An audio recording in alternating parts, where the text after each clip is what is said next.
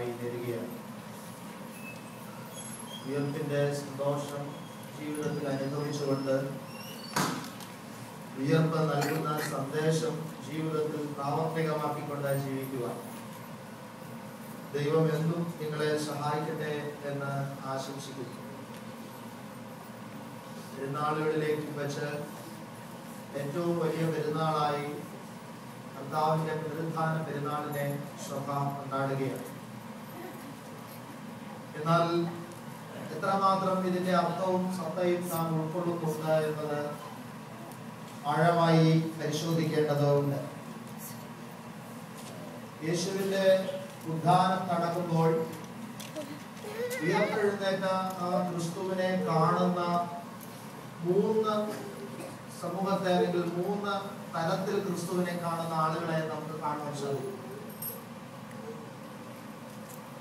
ശിഷ്യന്മാർ വാതിലുകൾ അടച്ചിരിക്കെ യേശു അവരുടെ നടുവിൽ പ്രത്യക്ഷപ്പെട്ടപ്പോൾ യേശുവിനെ കണ്ട് അവർക്ക് ഭൂതമാണ് എന്ന് തോന്നി എന്ന് കാണുന്നു. അതുപോലെ തന്നെ മഗ്ദലന മറിയം യേശുവിനെ കല്ലറയുടെ അരികിൽ നിന്ന് നോക്കുമ്പോൾ അവനെ ഓട്ടക്കാരനായിട്ട് തോന്നി എന്ന് പറയുന്നുണ്ട്.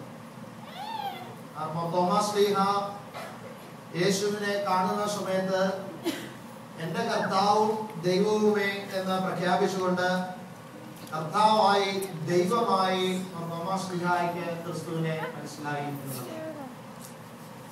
മൂന്ന് കൂട്ടരും കണ്ടത് ഒരേ തരത്തിലുള്ള ക്രിസ്തുവിനെ തന്നെയാണ്. ഉയർത്തെഴുന്നേറ്റ ക്രിസ്തുവിനെയാണ് മൂന്ന് പേരും കണ്ടത്. പക്ഷെ മൂന്ന് വ്യത്യസ്തമായ കാഴ്ചകളിലാണ് ഇവർ മൂന്ന് പേരും ക്രിസ്തുവിനെ കാണുന്നത് എന്ന് നമുക്ക് മനസ്സിലാക്കാൻ കഴിയും. സഹോദരങ്ങളെ, ഇതിൽ നിന്ന് നാം മനസ്സിലാക്കേണ്ട ഒരു സത്യമുണ്ട്. നമ്മുടെ ജീവിതത്തിൽ ഉണ്ടാകുന്ന അനുഭവങ്ങളെയും ഏത് തരത്തിൽ വേണമെങ്കിലും കാണുവാൻ നമുക്ക് സാധിക്കുമെന്നുള്ളതാണ്. എന്തുകൊണ്ടാണ് മൂന്ന് തലത്തിൽ ഇവർ കണ്ടത്? ഇത് കാണുന്ന സമയത്തുള്ള ഇവരുടെ മാനസികാവസ്ഥ എന്തായിരുന്നു? അതിന്റെ അടിസ്ഥാനത്തിലാണ് അവരുടെ കാഴ്ചകൾ മാറിയത് എന്നുള്ളതാണ്. ക്രിസ്തുവിനെ ഭൂതമായിട്ട് ശിഷ്യന്മാർക്ക് തോന്നാൻ കാരണം അവർ ഭയപ്പെട്ട് അസ്വസ്ഥരായി വാതിലുകൾ അടച്ച് ഉള്ളിലിരിക്കുകയായിരുന്നു എന്നുള്ളത് കൊണ്ടാണ്. ഭയത്തിന്റെ അടിമത്വത്തിൽ അസ്വസ്ഥത നിറഞ്ഞ മനസ്സോടെ വാതിലുകൾ അടഞ്ഞ മനസ്സോടെ ഇരിക്കുന്ന വ്യക്തികൾ കണ്ടത് യേശുവിനെ ആണെങ്കിൽ പോലും അവർക്കത് ഭൂതമായി തോന്നി എന്നുള്ളതാണ്. നമ്മുടെ ജീവിതത്തിൽ കടന്നു വരുന്ന ഓരോ അനുഭവങ്ങളെയും നമ്മുടെ മനസ്സിന്റെ നിലവാരം അനുസരിച്ചുള്ള കാഴ്ചയിലാണ് നാം കാണുന്നത് എന്ന് നാം ഓർക്കണം. ജീവിതത്തിൽ കടന്നു വരുന്ന അനുഭവങ്ങളെ നാം നെഗറ്റീവായിട്ട് വേണമെങ്കിൽ നമുക്ക് കാണാം, പോസിറ്റീവായിട്ടും നമുക്ക് വേണമെങ്കിൽ കാണാം. നമ്മുടെ ഉള്ളിൽ നിറഞ്ഞു നിൽക്കുന്നത് പ്രത്യാശയാണ് എന്നുണ്ടെങ്കിൽ ജീവിതത്തിൽ ഉണ്ടാകുന്ന അനുഭവം ഏതു തന്നെയായിരുന്നാലും അതിനെ പ്രത്യാശയോടെ സന്തോഷത്തോടെ നമുക്ക് സ്വീകരിക്കുവാനായിട്ട് കഴിയും എന്നുള്ളത് മനസ്സിലാക്കണം. മറിയയുടെ മനസ്സിൽ യേശുവിനോടുണ്ടായിരുന്നത് സ്നേഹം എന്ന വികാരമായിരുന്നു. ഭയം അവരെ ഒട്ടും തന്നെ ബാധിച്ചിരുന്നില്ല എന്നതുകൊണ്ട് തന്നെയാണ് വെളുപ്പിനെ സമയത്ത് സുഗന്ധവർഗ്ഗങ്ങൾ അർപ്പിക്കുവാനായി ഇവർ ധൈര്യപൂർവ്വം ക്രിസ്തുവിന്റെ കല്ലറയിലേക്ക് നടന്നെടുക്കാൻ തയ്യാറായത്.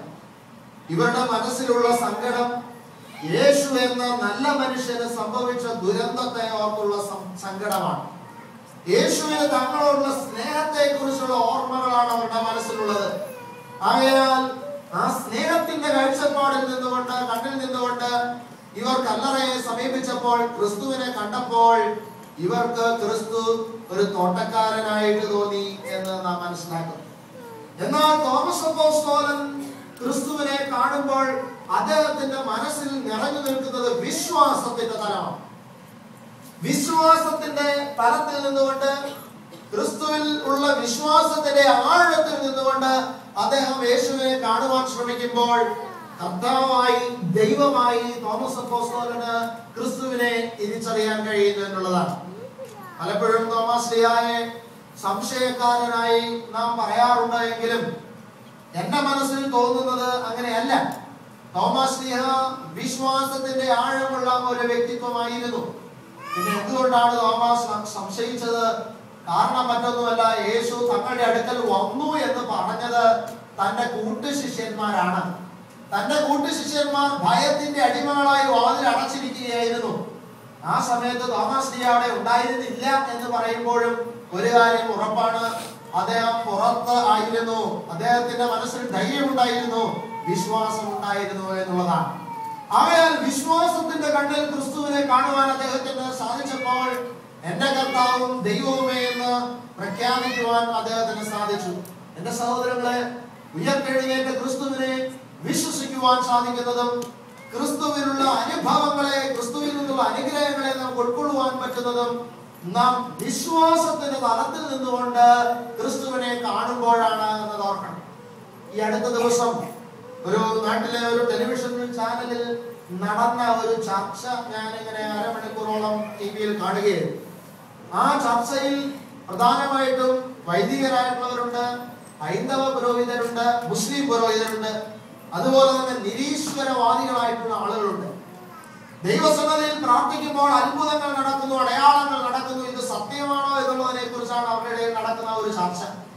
അതുപോലെ തന്നെ ആത്മാവുണ്ടോ, വേദപുസ്തകത്തിലും മറ്റ് മതഗ്രന്ഥങ്ങളിലും ഒക്കെ പറയുന്ന ആത്മീകമായ കാര്യങ്ങൾ, അമാനുഷിക കാര്യങ്ങൾ സത്യമാണോ അല്ലയോ എന്നുള്ളതിനെ കുറിച്ച് ഒരു ചർച്ച നടക്കുമ്പോൾ ആ കൂട്ടത്തിലുണ്ടായിരുന്ന ഒരു വൈദികൻ എഴുന്നേറ്റ് നിന്ന് പറഞ്ഞ, ഒരു ക്രിസ്തീയ വൈദികൻ എഴുന്നേറ്റ് നിന്ന് പറഞ്ഞ വാക്കുകൾ ഞാൻ ഇപ്പോൾ എന്റെ മനസ്സിൽ ഓർക്കുകയാണ്. വിശ്വാസത്തിന്റെ കണ്ണുകൾ കൊണ്ട് ദൈവവചനത്തെ കാണുന്ന, വേദപുസ്തകത്തെ വായിക്കുന്ന ഒരു വ്യക്തിക്ക് മാത്രമാണ് അത്ഭുതങ്ങളും അടയാളങ്ങളും തിരിച്ചറിയുവാനായിട്ട് സാധിക്കുള്ളൂ. മനുഷ്യന് കണ്ണ്, കാത്, മൂക്ക്, തൊക്ക് തുടങ്ങി പഞ്ച ഇന്ദ്രിയങ്ങളുണ്ട്. ഈ പഞ്ചേന്ദ്രിയങ്ങൾക്ക് അപ്പുറമായി നാം വിശ്വസിക്കുന്ന ഒരു തലത്തിലേക്ക് കടന്നു വരുമ്പോൾ, യേശുവിൽ വിശ്വസിക്കുന്ന ഒരു തലത്തിലേക്ക് കടന്നു വരുമ്പോൾ നമ്മുടെ ജീവിതത്തിൽ ക്രിസ്തു എന്നുള്ള അനുഗ്രഹങ്ങൾ അനുഭവമായി തീരും എന്നുള്ളത് നമ്മൾ തിരിച്ചറിയണം. ഉയർപ്പിന്റെ ദിവസം, സന്തോഷം ആഘോഷിക്കുന്ന ഈ ദിവസത്ത് ക്രിസ്തുവിന്റെ ഉയർപ്പിന്റെ സന്ദേശം നമുക്ക് അനുഭവഭേദ്യമാകണമെങ്കിൽ വിശ്വാസത്തിന്റെ നയനങ്ങളോടെ ഈ ശുശ്രൂഷയെ സംബന്ധിച്ചാൽ നിശ്ചയമായും ഉയർപ്പിന്റെ എല്ലാ അനുഗ്രഹങ്ങളും നമുക്ക് സ്വന്തമാക്കുവാൻ കഴിയും എന്നുള്ള വിശ്വാസവും തിരിച്ചറിവുമാണ് നമുക്ക് ഇന്നുണ്ടാകുന്നത്.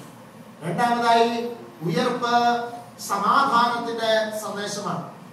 യേശു പറഞ്ഞു, നിങ്ങൾക്ക് സമാധാനം എന്ന് പറഞ്ഞുകൊണ്ട് തന്റെ അപ്പോസ്തലന്മാരുടെ മുൻപിൽ ക്രിസ്തു നിൽക്കുകയാണ്.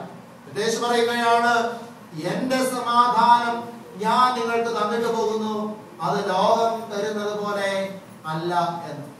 സഹോദരങ്ങളെ, രണ്ട് തരത്തിലുള്ള സമാധാനമുണ്ട്. ഒന്ന് ലോകം തരുന്ന സമാധാനം, രണ്ട് ദൈവം തരുന്ന സമാധാനം. എന്താ ലോകം തരുന്ന സമാധാനം എന്നത്? ലോകം തരുന്ന സമാധാനം ഈ ലോകത്ത് നമുക്ക് എന്തെങ്കിലും സന്തോഷങ്ങൾ ഉണ്ടാകുമ്പോൾ, ഗുണമുണ്ടാകുമ്പോൾ കിട്ടുന്ന സമാധാനം. അതാണ് ലോകം തരുന്ന സമാധാനം. നമ്മളൊക്കെ പ്രാർത്ഥിക്കുന്നതൊക്കെ പലപ്പോഴും അതിനു വേണ്ടി മാത്രമാണ്.